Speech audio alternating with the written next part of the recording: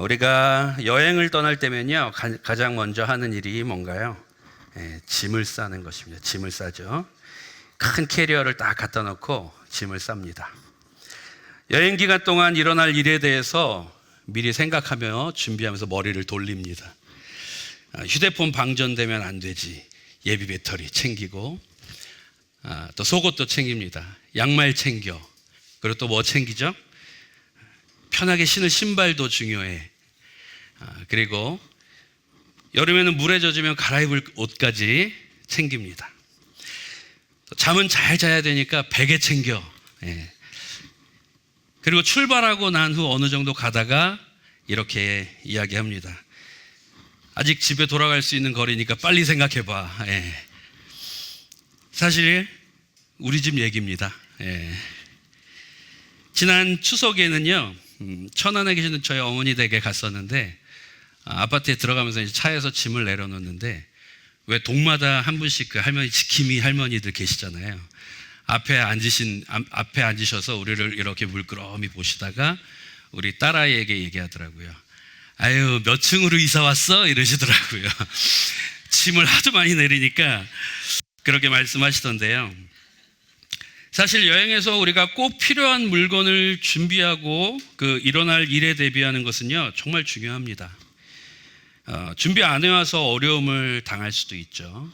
여건이라든지. 그리고 여행을 다 망칠 수도 있습니다. 그러나 이러한 걱정이 과하게 우리의 마음을 사로잡아 버린다면 여행 중에 차창밖에 보이는 아름다운 자연의 풍경도 즐기지도 못하고, 그리고 열심히 일하고 휴식이 필요해서 계획했던 여행의 진짜 목적까지도 다 잊어버리고 집으로 다시 불만만 가득한 여행으로 끝나게 될 수도 있다는 것이죠. 여행이 다 끝나고 집에 와서는 이렇게 얘기합니다. 이것 봐, 이거 집에 그대로 있잖아. 이거 가지고 갔으면 여행 더 편했을 텐데. 오늘 본문에는요, 이제 드디어 예수님 없이 스스로 첫 사역을 해나가는 제자들에게 예수님께서 당부하는 말씀이 담겨 있습니다. 예수님은 공생의 기간 제자들과 함께 직접 살아가시면서 훈련시키시고, 또한 수많은 기적을 보이시고, 그리고 제자들에게 자신이 누구인지를 계속해서 보여주셨습니다. 또한 예수님의 때가 가까이 오면서 본문 앞장, 그 앞장에서는요, 귀신을 제어하고, 그리고 또한 혈루병 여인과 회당장 야이로의 딸을 고치시는 사건을 통해서 제자들에게 더 큰 믿음을 갖기를 강조하셨죠. 이제는 당신 스스로만 행했던 그 사역을 제자들에게 나눠주시면서 본격적으로 자신의 공생의 세 번째 단계로 사역을 확장하시기 시작하는 그 모습이 바로 오늘 본문입니다. 올 한 해 우리 센텀 영안교회는요, 교회를 세워나가는 한 기둥, 사역에 더 집중하고 있습니다. 그래서 피플 퍼즐 세미나를 통해서 먼저 나를 알고, 그리고 다른 사람을 알고, 우리 서로를 이해하면서 내가 잘할 수 있는 사역과, 그리고 다른 사람의 사역을 이해할 수 있는 공동체를 만들기 위해 노력하고 있죠. 바라기는 예수님께서 사역을 확장해 나가셨듯이 우리 공동체도 함께 더 노력해서 목장에서부터 모든 교회에 이르기까지 하나님이 원하시는 사역을 감당하는 교회로 확장하는 은혜가 오래 있기를 주님의 이름으로 축원합니다. 그렇다면 우리가 주의 일을 시작할 때나 지금까지 하던 사역을 이어나감에 있어서 어떤 마음과 자세로 해야 잘 감당할 수 있을까요? 오늘 제자들에게 사역을 맡기시면서 이것만은 꼭 기억해라고 당부하시는 예수님의 말씀을 통해서 우리가 적용할 수 있는 세 가지를 나누면서 함께 동일한 다짐과 은혜가 있기를 소망합니다. 먼저 주의 일을 시작할 때 우리가 가져야 할 마음은 첫째로 나의 능력과 지혜가 아닌 주님만을 의지하라입니다. 8절을 보면은요, 명하시되 여행을 위하여 지팡이 외에는 양식이나 배낭이나 전대의 돈이나 아무것도 가지지 말며 길을 떠나 허기질 때 먹을 양식도 가지고 가지 말라고 하십니다. 제가 제일 어려워하는 부분입니다. 필요한 물건을 넣는 배낭도 가지고 가지 말라고 하십니다. 중요한 돈과 같은 것을 넣는 전대도 가지고 가지 말라고 하시고 아무것도 가지지 말라고 하시고 오직 지팡이 하나만 가지고 가라고 하시죠. 병행 구절인 다른 성경에서는요, 지팡이도 가지고 가지 말라라고 써 있을 정도로요. 도대체 어떻게 하라는 걸까요? 구절을 볼까요? 신만 신고 두 벌 옷도 입지 말라 하시고, 저 이거 읽고 와우 하는 소리가 나왔습니다. 신발도 하나, 옷도 단벌 신사입니다. 예전에 우리 젊었을 때, 요즘도 있긴 하더만 거지 전도 여행이라고 많이 했었죠. 그때도 옷은 갈아입었습니다. 땀으로 범벅이 돼서 몸에서 땀 냄새 나고 발 냄새 나고 하면 참 이게 사역이 더 안 될 것 같은데 라는 생각을 합니다. 왜 이렇게까지 하라는 원칙을 예수님은 제자들에게 주셨을까요? 그 이유는요, 우리가 잘 알고 있듯이 주님의 일을 할 때 세상의 원칙이나 세상의 이치에 사로잡혀 있는 내 능력과 내 지혜를 의지하지 말라는 예수님의 마음이 담겨져 있는 것입니다. 마치 우리가 여행을 떠나면서 여행의 진짜 목적을 잊어버리고 다른 것에 몰두하는 것처럼 말이죠. 예수님은 지금 처음으로 세상에 홀로 보내지는 제자들이 안쓰럽기도 하고 걱정도 되기도 합니다. 그러나 복음을 들고 세상에 나갈 때 가장 필요한 것은 다른 부산물이 아닌 복음 그 자체이신 예수 그리스도만을 의지해야 함을 제자들이 꼭 알아야 했기 때문에 이렇게 단호하게 말씀하고 계시는 것입니다. 하나님의 일인 사역을 하면서도요, 자기의 능력과 자기의 힘으로 하려는 사람들이 많이 있습니다. 물론 능력 또한 하나님이 주신 것이기 때문에 그 능력을 이용해서 사역을 해야 합니다. 그것이 나쁜 것은 아닙니다. 그러나 나의 능력과 주님을 구하지 않고 나의 능력과 힘으로만 계속 진행된다면 우리는 어느새 하나님의 하심을 잊어버리고 나의 공로로 착각하게 될 것이요, 열매 맺음이 없을 때는 하나님부터 원망하게 될 것이기 때문에 그렇습니다. 예수님은 지금 우리에게 옷과 신발 그리고 그 이상의 것들이 없더라도 하나님이 더해 주실 것이라는, 또한 먼저 그 나라와 그의 일을 구할 때 이 모든 것을 더하시겠다라는 그 믿음을 가지고 사역하면 복음 가운데 너희가 그 능력을 경험하게 될 거야 라고 말씀해 주고 계신 것입니다. 제 인생에서 주님의 일하심을 느낀 참 잊지 못할 감사한 일이 하나 저에게는 가지고 있습니다. 예전에 한번 설교 때 제가 신학교 들어가서 제이 알러지라고 예수님께 민감한 사람들이라는 남성 중창단을 만들어서 심장병 어린이 돕기 음악회, 찬양 음악회를 한번 열은 적이 있었다고 말씀드렸는데요. 그 음악회를 준비하는 과정 가운데 있었던 간증입니다. 왜 신학생이 되면 이렇게 돈이 없는지 모르겠어요. 제가 돈 많은 신학생은 한 번도 본 적이 없습니다. 여전히 저까지 해서 8명이 다 모여 있고 반주자까지 해서 9명이 있는데 돈 있는 사람이 아무도 없는 거예요. 그래서 포스터도 만들어야 되고 순서지를 만들어야 되는데 돈이 없는 거예요. 그래서 저희가 생각한 것이 뭐냐면요, 우리가 돈을 벌자. 그래서 전단지를 붙이기로 했습니다. 그래서 전단지를 붙이는 거 여러분 혹시 아세요? 제 그 옥탑방에서 다 모여가지고 테이프 작업을 먼저 합니다. 그 다음에 손에 이렇게 들고 가서 꼭대기에 올라가서 꼭대기에서 뛰어내려오면서 하나씩 붙이는 거예요. 그러면서 일찍까지 뛰어내려오거든요. 그때 운동도 많이 했습니다. 그래가지고 가는데 제가 그때 단벌 신사였거든요. 경비 아저씨한테 딱 걸린 거예요. 옷이 똑같으니까 걸렸죠. 안에다가 숨기고 들어가서 엘리베이터 타고 올라가거든요. 그런데 저를 딱 잡으시더니만 따라오라는 거예요. 그래서 경비실로 들어갔습니다. 그래서 이걸 왜 붙이냐고 물어보시더라고요. 그래서 이러이러해가지고 심장병 어린이 돕기 음악회를 하려고 하는데 우리가 돈이 없어서, 신앙생활에 돈이 없어서 포스터를 만들기 위해서 이렇게 한다라고 말씀을 드렸어요. 그랬더니 몇 장 남았냐고 하시더라고요. 2,000장 남았다고 했습니다. 그거까지만 붙이라고 하시더라고요. 그러면서 사실 자기도 새로남교회 집사인데 내가 사정을 듣고 요거까지만 그래도 붙이고 그만 붙이라고 하시더라고요. 그래서 2,000장을 다 붙이고 난 후에 한 번 더 부르시더니만 봉투를 주시더라고요. 봉투를 주시면서 이거 순서지 만드는데 쓰라고 하시더라고요. 제가 경험한 굉장히 하나님의 일하심을 느낀 그 사건이었습니다. 요 타이밍에서 띄워야 되거든요. 사진 한번 띄워주시겠어요? 그렇게 만든 순서지 사진이 바로 요건데요. 저는 쉽게 찾으시겠죠? 그냥 제일 잘생긴 사람만 찾으시면 됩니다. 왜 그러냐면요, 노래 아무리 잘해도 저보다 잘생겼으면 탈락시켰습니다, 제가.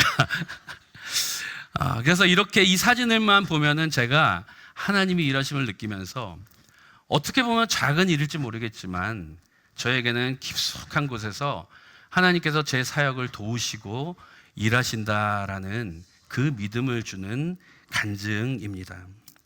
사랑하는 성도 여러분, 우리가 하나님의 기쁨으로 살아가고 그리고 복음을 위하여 주님만을 의지하며 나아갈 때 우리가 정말 상상할 수 없는 방법으로 그의 능력을 경험하게 될 것을 믿으시기 바랍니다. 그 믿음으로 주의 일을 시작하는 우리 모든 영안교회, 우리 센텀 영안교회 저와 여러분이 되시기를 주님의 이름으로 축복합니다. 첫 번째, 주의 일을 시작할 때는요, 나의 능력과 지혜가 아닌 주님만을 의지해야 합니다. 두 번째는 사역의 대상자들과 좋은 관계성을 가지라라고 말씀하십니다. 10절 볼까요? 또 이르시되 어디서든지 누구의 집에 들어가거든 그곳을 떠나기까지 거기 유하라. 이 말씀을 계속 묵상하면서 제 생각에 집에 들어가기까지는 문제가 없을 것 같다라는 생각을 했습니다.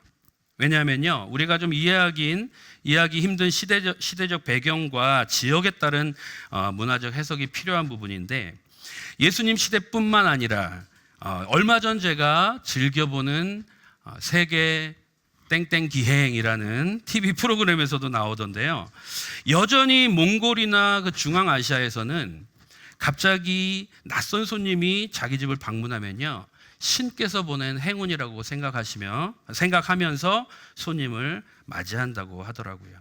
그렇게 봤을 때 문맥상 예수님께서 지금 제자들에게 더 강조하고 싶었던 것은 10절 뒷부분인 그곳을 떠나기까지 한 곳에 유하라라는 말씀입니다.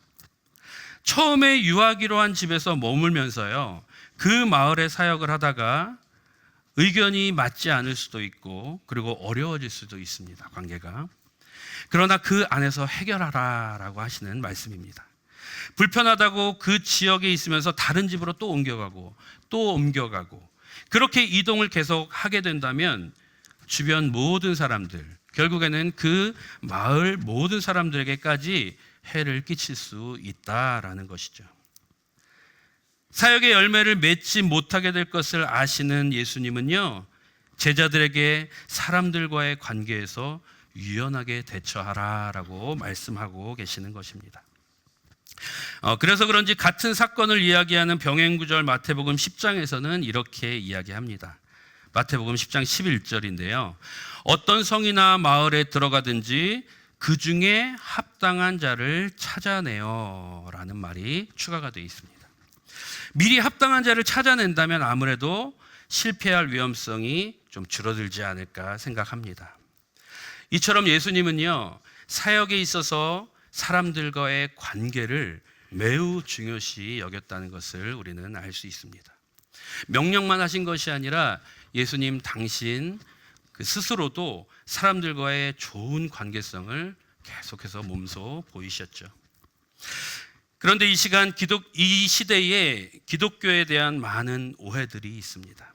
그리고 매스컴에 오르내리는 일부 기독교인들의 무례함을 우리는 봅니다.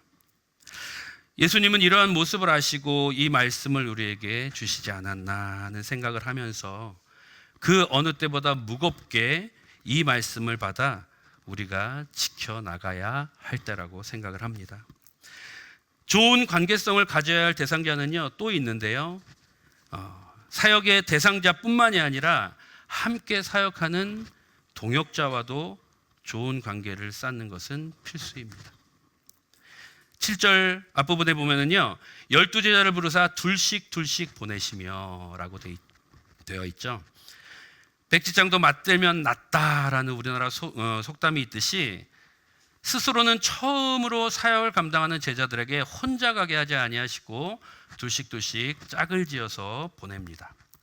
위험한 일을 만날 수도 있고요, 그리고 억울한 일을 당할 수도 있는 시대적 상황에서 서로 돕고 또한 증인이 되어줄 수 있는, 서로에게 힘이 되는 동역자가 필요했기 때문이죠.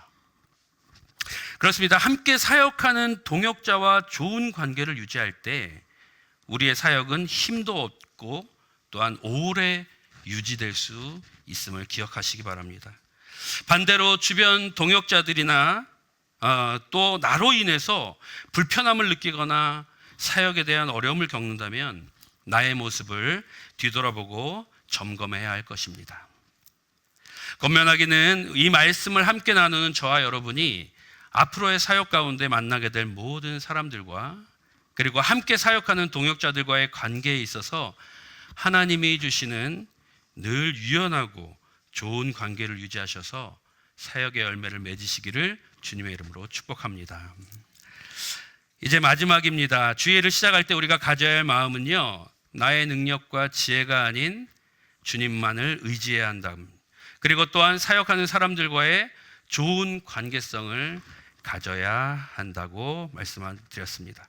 마지막 세 번째는요, 내가 하는 사역에 자부심을 가져라입니다. 11절 볼까요?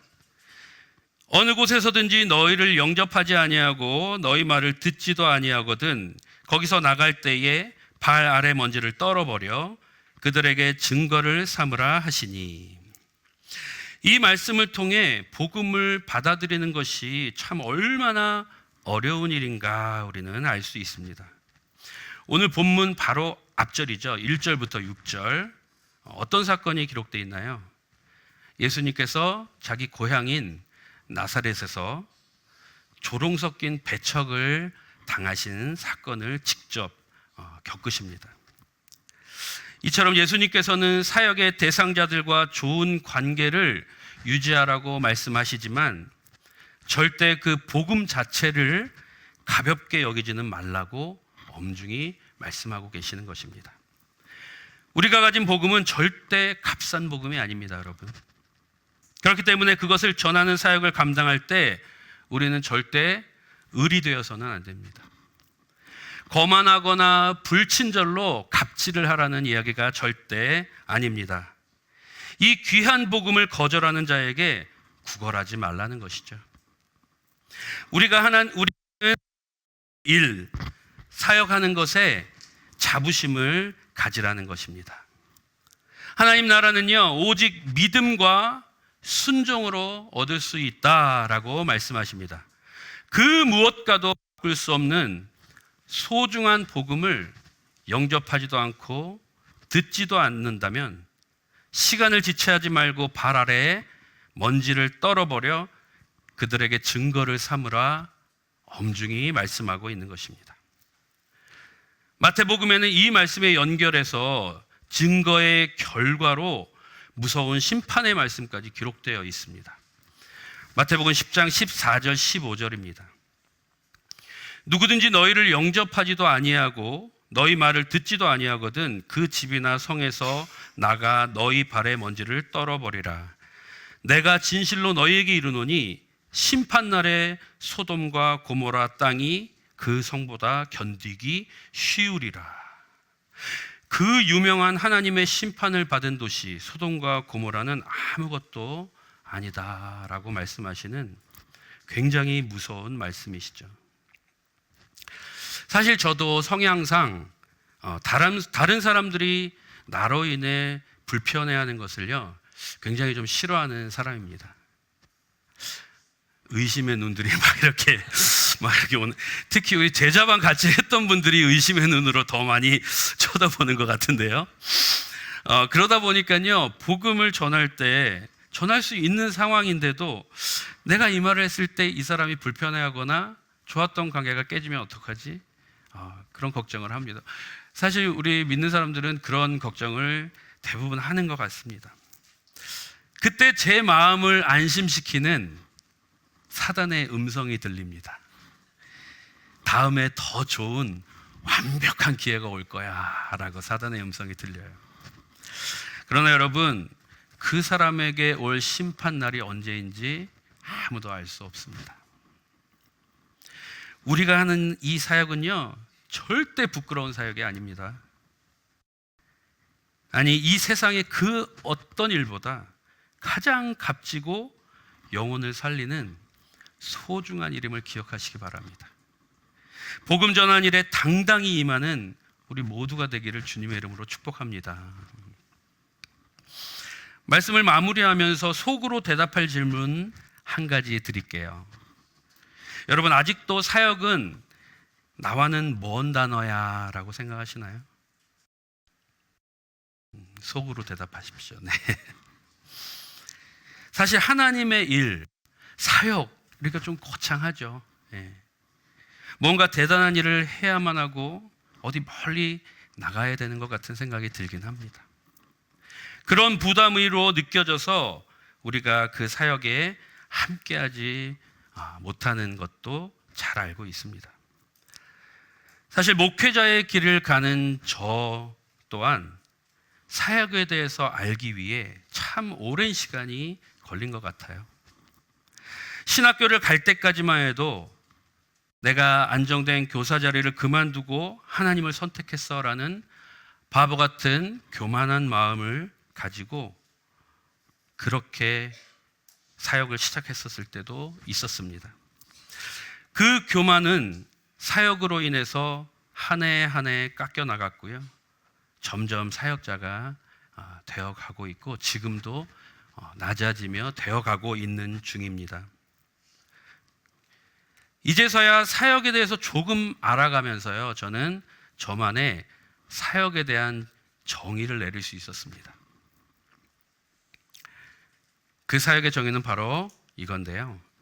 사역은 예수 그리스도를 믿는 자들의 자연스러운 삶의 모습이다라는 그런 정의를 갖게 되었습니다. 성경에서 가장 대표적인 사역을 명령하시는 구절이 뭘까요? 사도행전 1장 8절입니다. 사도행전 1장 8절이 근데 왜 우리에게 성경에 나오는 말씀 구절로만 느껴질까요?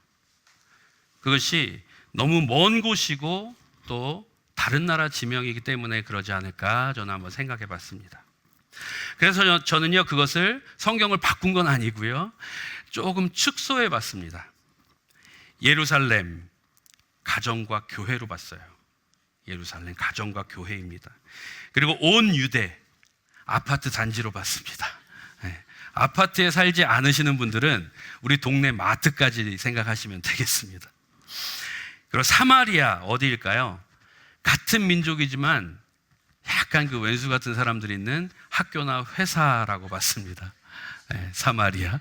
그리고 땅끝 어디일까요? 네, 우리나라. 네, 또 조금 더 작게 보면 이 부산 땅이겠죠. 이렇게 축소하면 하나님의 사역이 조금 더 가깝게 느껴지지 않을까요?